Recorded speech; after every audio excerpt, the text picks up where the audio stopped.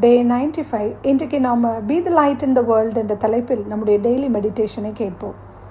நம்ம வாசிக்கிற book of Leviticus 5ஆம் அதிகாரத்தில் it deals with the trespass offering and the guilt offering. Leviticus 5:15 அந்த முதல் பகுதியில் பார்த்தா, ஒருவன் கர்த்தருக்குரிய பரிசுத்தமானவைகளில் குற்றம் செய்து அறியாமையினால் பாவத்துக்குட்பட்டால் அவன் தன் குற்றத்து நிமித்தம் பரிசுத்த ஸ்தலத்து சேக்கல் கணக்கின்படியே. வசனம் எப்படியாக தொடர்கிறது. அண்டர்லைன், பரிசுத்தமானவைகள் அறியாமையினால், அன்இன்டென்ஷனலி. இதே வேர்டு தான் நம்ம நேற்று லெவிட்டிகஸ் 4லையும் நம்ம பார்த்தோம், டீப்பாக பார்த்தோம். இஸ்ரவேல் ஜனங்கள் எதற்கெல்லாம் குற்ற நிவாரண பலியை செலுத்தினாங்கன்னா, இடப்பட்ட ஆணையை அவங்க கேட்டிருந்தும் தான் கண்டதையும் அறிந்ததையும் தெரிவியாதிருக்கிறதும் அது அக்கிரமம். அல்லது அசுத்தமான காட்டு மிருகத்தையோ நாட்டு மிருகத்தின் உடலையோ அல்லனா ஊரும் பிராணிகள் அந்த உடலை அறியாமல் தொட்டாலோ தீட்டு, அதுவும் குற்றத்துக்குள்ளாகிறாங்க. தீட்டுப்பட்ட ஒரு மனிதனை ஒருவன் அறியாமல் தொட்டால் அதுவும் குற்றம். தன் உதடுகளினால் பதறி ஆணையிடும் எந்த காரியத்தினாலும் அதுவும் குற்றமாகிறது. அதற்கு பாவ நிவாரண பலியாக ஆடோ அல்லது வெள்ளாடோ அல்லது பெண் குட்டியையோ குற்ற நிவாரண பலியாக கர்த்தருடைய சந்நிதிக்கு கொண்டு வர வேண்டும்.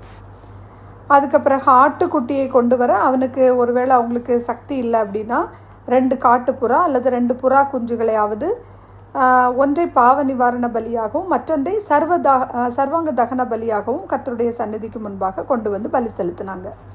ஸோ இதுவும் கொண்டு வர முடியலை அப்படின்னா ஒரு எப்ப அளவான மெல்லிய மாவிலே 10ல் 1 பங்கை தன் காணிக்கையாக கொண்டு வந்து ஆசாரியனுக்கு கொடுத்து பலி செலுத்தினாங்க. இது பாவ நிவாரண பலி. அடுத்து குற்ற நிவாரண பலி. கர்த்தருக்குரிய பரிசுத்தமானவைகளில் குற்றம் செய்து அறியாமையினால் பாவத்திற்குட்பட்டால் அவன் மேல் சுமத்தும் அபராதம் எவ்வளவோ அவ்வளவு வெள்ளி சேக்கல் பெறும் பழுதற்ற ஆட்டுக்கடாவை குற்ற நிவாரண பலியாக கர்த்தருடைய சந்நிதியில் கொண்டு வந்து அந்த பாவத்தை நிவர்த்தி செய்தால்தான் அது அவனுக்கு மன்னிக்கப்படும். ஸோ இப்படியாக இந்த பலிகள் இருந்தது.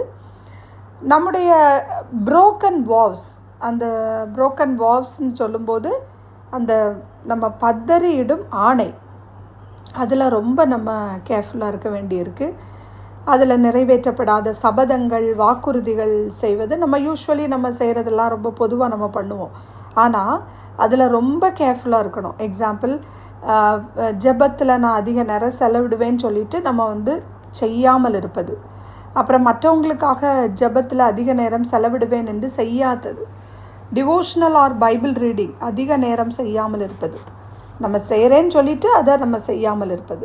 To be more of personal witness செய்யாமல் இருப்பது. தசம பாகத்தில் உண்மை இல்லாமல் இருப்பது. தனிப்பட்ட ஒரு சாட்சியாக இல்லாமல் இருப்பது. மற்றவர்களுக்கு சிறந்த ஒரு முன்மாதிரியாக வாழாமல் இருப்பது.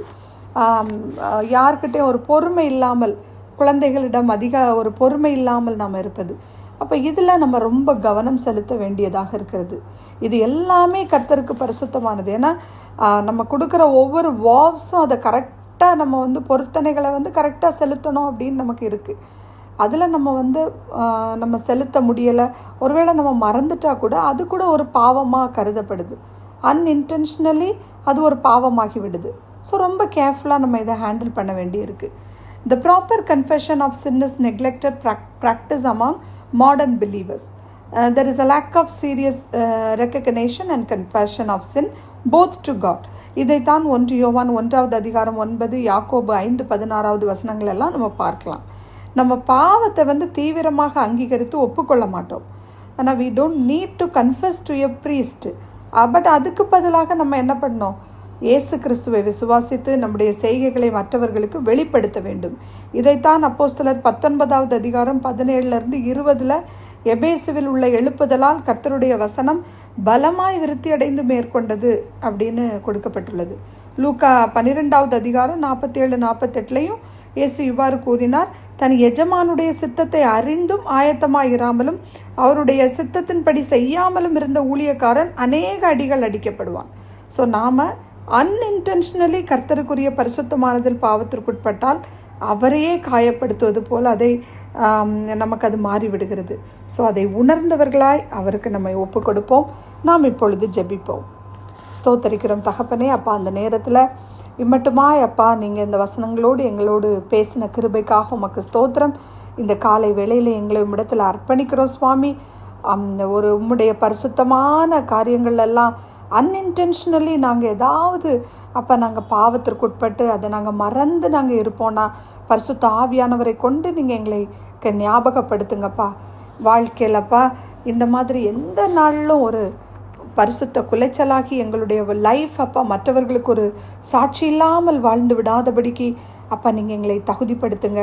ஏன்னா லெவிட்டிகஸ் 5 சொன்னது போல் எங்களுக்கு இப்பொழுது குற்ற நிவாரண பலி இப்படியாக எந்த பிரீஸ்டுக்கிட்டையோ யார்கிட்டையும் எங்களுக்கு செலுத்த வேண்டியதில்லைப்பா. ஆனால் அதற்காக எங்களுக்காக பலியாக உம்முடைய இரத்தத்தை சிந்தி எங்களை மீட்டு கொண்டீங்களே, அதனால் அப்பா நாங்கள் இப்பொழுது சுதந்திரமாக இருக்கிறோமே. அப்பா ஒருவன் சத்தியத்தை அறிந்தால் அப்பா சத்தியம் அவனை விடுதலையாக்கும், குமாரன் விடுதலையாக்கினால் மெய்யாகவே விடுதலை ஆவீர்கள் என்று இருக்கிறதே.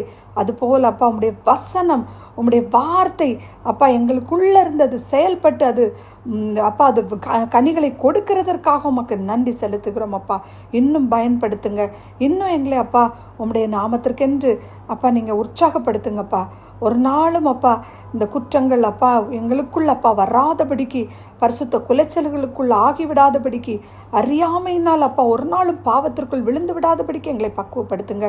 தாழ்த்தி எங்களை ஒரு விஷயம் உடைய பாதத்தில் ஒப்பு கொடுத்து ஜெபிக்கிறேன். துதி கனம் மகிமை அனைத்தையும் உமக்கே செலுத்தி இயேசுவின் இன்ப நாமத்தில் துதிக்கிறேன் எங்கள் ஜீவனுள்ள நல்ல பரமபிதாவே. ஆமென், ஆமென்.